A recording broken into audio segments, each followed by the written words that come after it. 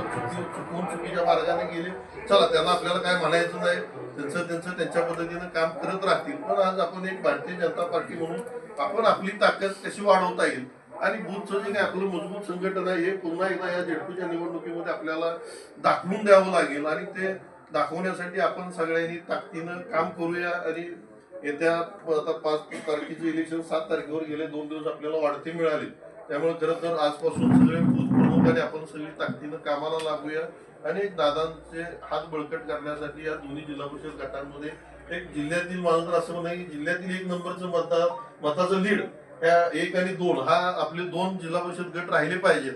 त्या पद्धतीनं ताकदीनं आपण सगळ्यांनी आता कामाला उतरूया. कुणाला काय अडचण असेल, कुणाचं काय म्हणणं असेल तरी ट्रान्सपरंटली आम्ही आहे, आज बाकीची टीम आहे, त्यांना सांगा.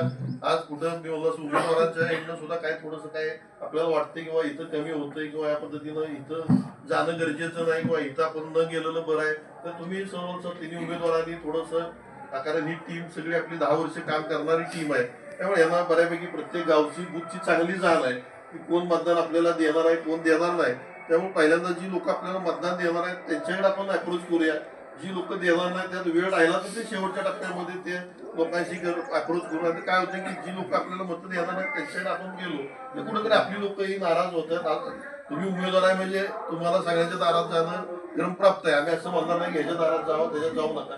आज उमेदवार आहे म्हणल्यावर सगळ्यांचं जाणं येणं हे राहणार आहे. त्यामुळे तेही कुणी तुम्ही बूथ अध्यक्षांनी सुद्धा ते कुठे डोक्यात घेऊ नका किंवा सर आले आबा आले मग ह्याच्याकडे गेले त्याच्याकडे गेले हे गेले. थोडंसं उमेदवार आहे म्हणल्यावर जो बोलवून द्यायला जाणं त्यांना सुद्धा अपेक्षित आहे.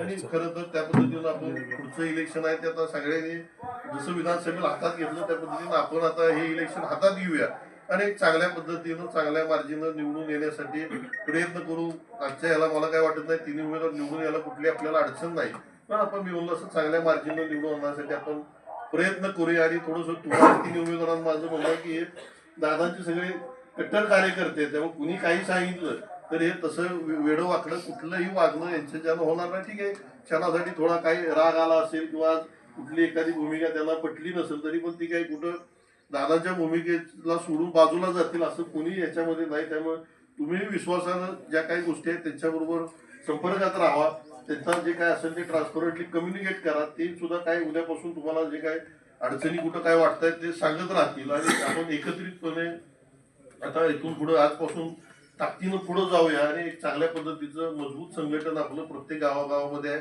त्यामुळे काय आता मला असं वाटत नाही 70% प्लस कुठलीच गावं जायला आता अडचण नाहीये, पण आपण गाफील न राहता ताकदीनं काम करून पुढे जाऊया. आणि थोडंसं जे काय पडद्यामागनं हे जे काही घडामोडी करणारी लोक आहेत त्यांना पण परत एकदा दाखवून देऊ की तुम्ही 24ला पडदे येऊन घडामोडी केल्या तरी तुम्ही इथं 25-30% होता आणि आता पडद्याच्या मागणं जरी तुम्ही आला तरी तुम्ही तिथंच असणार आहे, त्याच्या पुढे तुम्ही जाऊ शकत नाही.